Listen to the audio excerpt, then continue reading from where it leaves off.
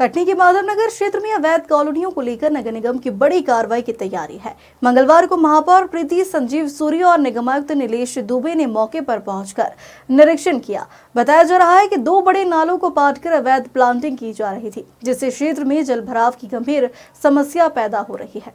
माधवनगर क्षेत्र में अवैध कॉलोनी निर्माण को लेकर स्थानीय नागरिकों ने महापौर को शिकायत की थी, जिसमें बताया गया कि 2 पुराने नालों को पाटकर वहां अवैध प्लांटिंग की जा रही है। इसी को लेकर महापौर प्रीति संजीव सूर्य और निगमायुक्त नीलेश दुबे ने निरीक्षण किया। निरीक्षण के दौरान यह सामने आया कि नालों की दिशा को जबरन बदला गया है, जिससे क्षेत्र में जल निकासी बाधित हो रही है, जिसके चलते बारिश के दौरान बस्ती में जल भराव की गंभीर समस्या देखी गई। निरीक्षण के दौरान निगमायुक्त ने अवैध निर्माण करने वालों की भू स्वामित्व रिकॉर्ड, खसरा और मद की जांच कर दोषियों के खिलाफ विधि सम्मत कार्रवाई के निर्देश दिए। तो वहीं महापौर ने अधिकारियों को सख्त हिदायत दी कि इस प्रकार की अवैध कॉलोनियों को हर हाल में रोका जाए, ताकि नागरिकों को बारिश के दौरान जल भराव की परेशानी से निजात मिल सके। मुझे नाम तो नहीं पता, हमको जो प्लाट खरीदा हो कर रहा। कहीं शिकायत की थी आप लोगों ने?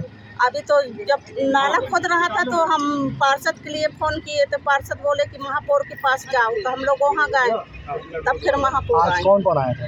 आज तो बहुत जन आए थे। क्या हुआ? तो पुराना नाला बरसों से यहाँ पर चालू है नाला, उसको नाले को पाट दिया गया है। क्या नाम है आपका? घरों में पानी जा रहा है। या नदी की दिशा नहीं बदल सकते हैं, तो बहुत शिकायतें थी। उसको देखते हुए हम लोग सब यहाँ पर आए थे, कमिश्नर साहब और पूरी टीम हमारी नगर निगम के, हमारे पार्षद साथी सभी MIC के मेंबर। इसके लिए जो इस तरह की अवैध प्लाटिंग हो रही है, पहली बात तो इतने नाले पाट दिए गए, बंद कर दिए गए। क्रॉसिंग नाला था वो भी वहाँ रोड बना दी गई, और 1-2 घर भी निर्माण हो चुके हैं जहाँ नाला था वहाँ ढोल डालकर उसको भी बंद कर दिया गया है। तो ऐसी स्थिति में बारिश आएगी तो पानी जल भराव की स्थिति होगी। इसको देखते हुए मैं अभी कमिश्नर साहब से बोली हूँ कि रिकॉर्ड निकलवाइए, और साथ ही हम कलेक्टर साहब से भी बात करेंगे और शासन से भी, हमारे नगरीय प्रशासन मंत्री, हमारे माननीय मुख्यमंत्री जी को भी पत्र देकर इसकी जानकारी देंगे, और इस तरह के अवैध जो निर्माण हो रहे हैं उस पर सख्ती से। कटनी के मुख्य सड़कों पर भी अतिक्रमण देखा गया, बड़े बड़े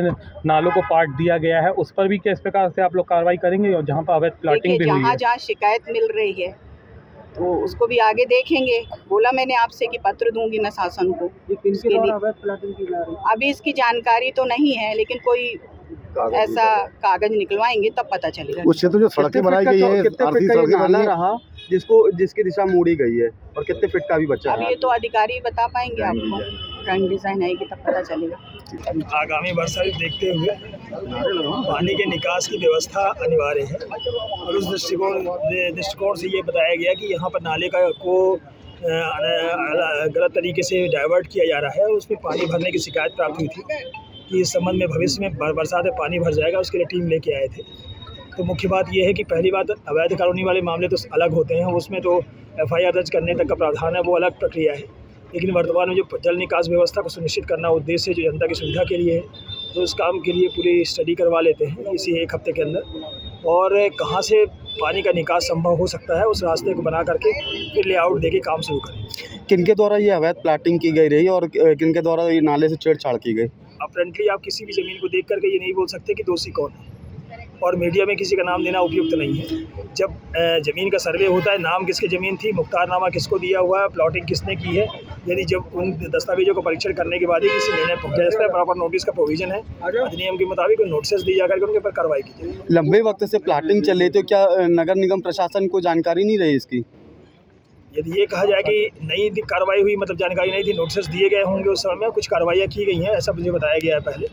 अभी देखते हैं कि उन दस्तावेजों में क्या कमी थी, कि किन आधार पर प्लॉटिंग की गई है, नियम की सीमा में कितने आते हैं, और कौन कौन लोगों ने खरीदा, वो सभी पक्षकार बनेंगे उसके। कितने फीट का नाला रहा और इसकी कितना साइज अभी वर्तमान में मिला? नाले की साइज आप अपने आप तरफ से नहीं डिसाइड कर सकते। नाला यदि कच्चा है तो कितने भी चौड़ा हो सकता है, और पानी निकास के लिए हमको डेटा की जरूरत पड़ती है।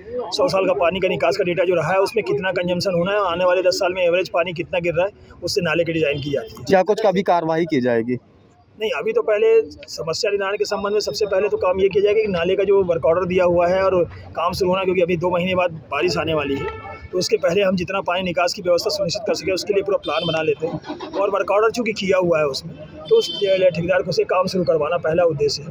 रही बात प्लॉट वाले की, कॉलोनी वाले की, तो उसके विरुद्ध भी अवैध कानूनी सीमा में कार्रवाई सुनिश्चित। आज जिस तरह से पूरा आप लोग यहाँ पर देखने आए हुए हैं, नगर निगम के इंजीनियर नियुक्त होते हैं जो क्षेत्र की स्थिति को देखते हैं, क्या इंजीनियर के नेतृत्व में ये सब जानकारी मिली सके? यदि जानकारियों की बात की जाएगी तो